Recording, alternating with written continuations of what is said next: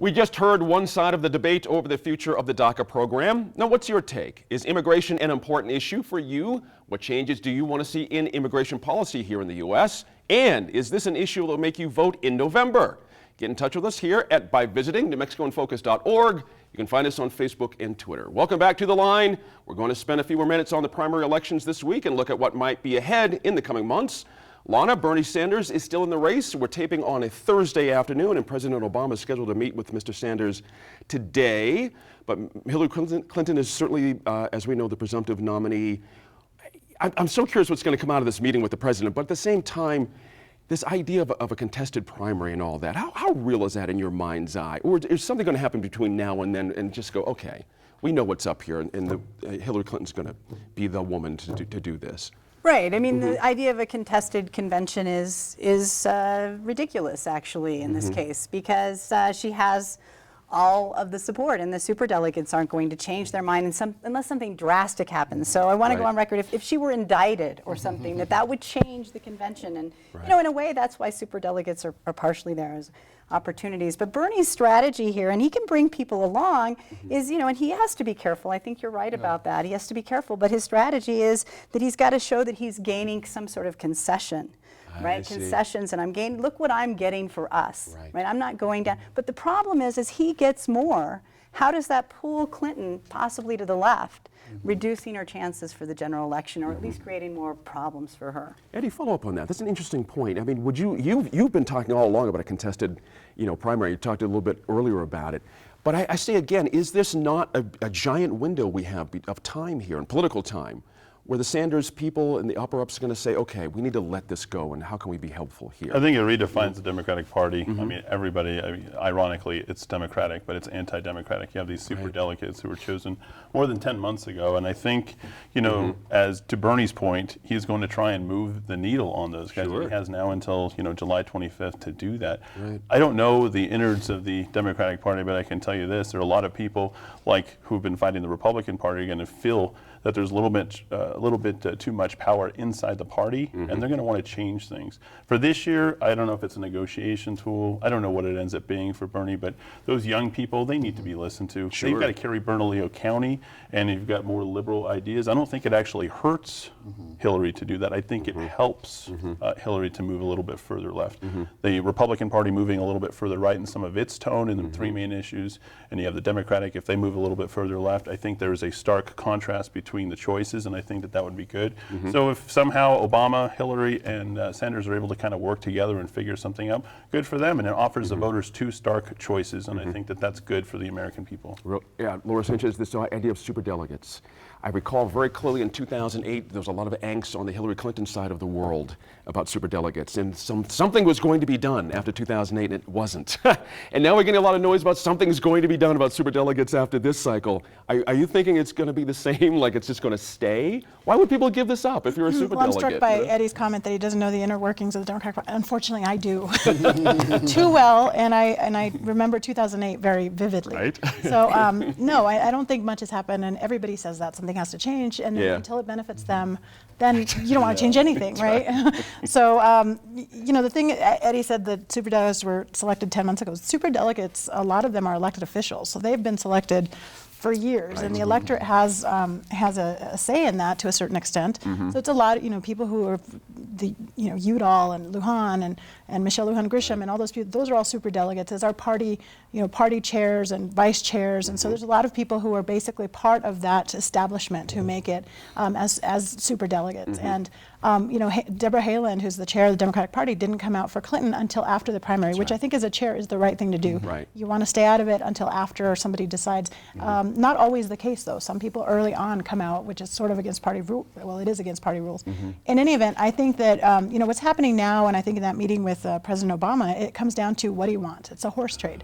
What do you want, Bernie Sanders, in order to get your support? And it's not just his support and his endorsement, but for him really to stump for Hillary, for him to be out there, motivating, galvanizing his base, and moving it, basically making it very clear that the the problem is Trump and moving them to vote with Hillary Clinton, which I think will happen.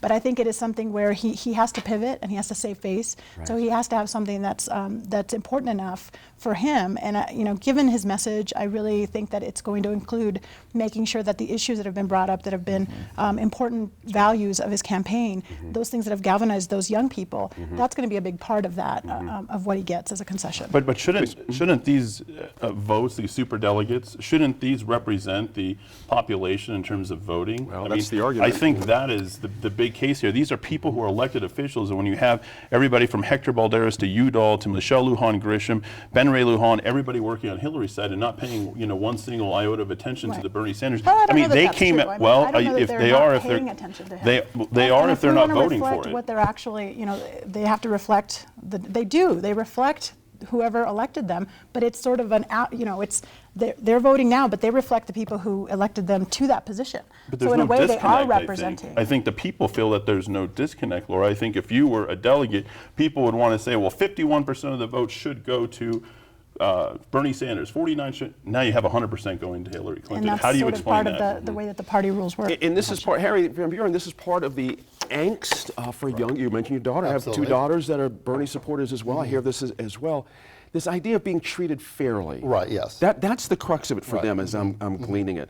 How do you move someone who feels like they've lost something in an unfair way? Right, yeah. You see what I mean? To a Yeah, positive place about absolutely. that person that represents that unfairness. Right, and it's a really difficult challenge. Look, nobody enjoys losing elections, and so obviously Bernie worked very, very hard. He got way further than anybody thought he did. Now you're starting to look at some of the postmortems of his campaign. His failure to really catch on in the South, in particular, I think really sunk his campaign later on because he wound up losing a huge number of delegates that now would have made it significantly closer.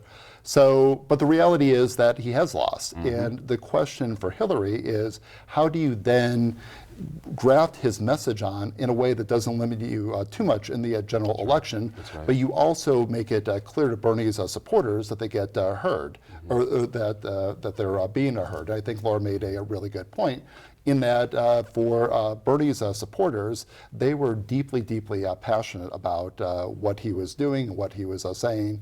And so if you're Hillary, how do you reach out to those supporters? And here I think the vice presidential pick makes a big difference. So to what extent do you bring on a progressive like Sherrod Brown of Ohio, for example, who's going to be able to vouch for Hillary, and then how do you get Bernie to vouch for Hillary in a way that's going to be seen as legitimate by his younger supporters? That's a good point. Lana, let's wrap up this segment with, let's cast forward to November and what this all means for New Mexico. What are you thinking? Anything showing up in this primary that points towards something in November in your mind's eye? Well, trend-wise? I mean, it's hard to know, of course, what's going to happen in 6 months. But I think that we can expect that most of the Bernie supporters to actually come around and find Hillary a very attractive candidate. Sure. And once you compare her to Trump, which is the question at hand in the general election, those supporters will find Hillary much more attractive. There you go. Laura, please. Can I just add one thing that I think will be important for us to watch between now and Election Day in November? I think what Martinez does is going to be really important because, we saw Trump, and I think regardless of what side of the aisle you were on, when you heard Trump lobbing these, criticisms at her in a public way, and it turned a lot of people off, I think, on both sides. Even though Democrats have been saying it, something about him coming into our state and saying those things was offensive all the way around. So, and now he's reaching out to her for her support. So I think what she does is going to be important. When she first ran, I was asked, do you think New Mexico is going to go Democrat or is it going to go Hispanic? If you have to ask that question, there's bigger problems. So Susanna that's the needs same Trump. thing. Susanna needs Trump way more than Trump needs Susanna. This state became purple the night he came into town. Her popularity is at an all-time low. In his election, he got 72%. Her popularity level within the Republican Party is 66%. I mean, she's well below 50%. And he doesn't need anything from her at this point. He's taken the Republican Party in a different direction. He's not a party person. He's not even paying attention to Paul Ryan. So all these people who have an idea about whether or not Susanna Martinez is going to matter that much to Trump, he's not. Other than her base basically holding out, the Democratic side handout that what are you going to do with our base? What are you going to do with Sandia? She's got no chips. See, but I think I think that may be the case here in New Mexico, where her popularity is down, and it may not matter. But I think nationally, she's perceived as something different because she is the first Hispanic governor, and she's female, and she's the Republican Governors Association chair. So I think that there's a way to make it look like, okay, if she's supporting, then all these Hispanics who may not care one way or the other may support. I think in New Mexico that's probably true, but nationally it's something to watch. Gotta wrap up, I think people unfortunately. are going to see through identity politics and this, the Latina vote and everything else that the national media is playing up. I think identity politics needs to be pushed out the door. Interesting point. When we come back to the line, we'll talk about ethnic studies classes in Albuquerque public high schools.